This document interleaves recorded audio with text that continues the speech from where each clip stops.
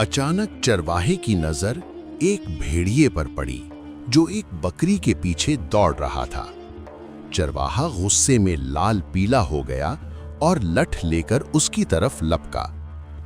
भेड़िया गुर्राते हुए बोला, ये बकरी मेरे रेवड़ से भाग आई है, मैं इसे वापस लेने आया हूं। चरवाहा फौरन बोला, झूठ, भेड़िए कब से बकरियां पालने लगे?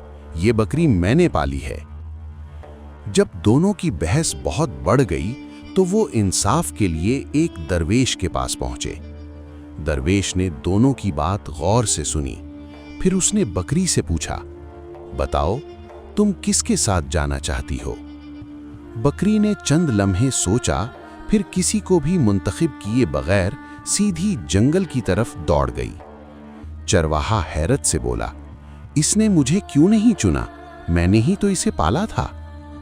दरवेश मुस्कुराते हुए बोले, वो जानती थी कि आज नहीं तो कल तुम भी उसे ज़बाह कर ही दोगे, इसलिए उसने झूठे प्यार के बजाय सच्ची आज़ादी को चुना।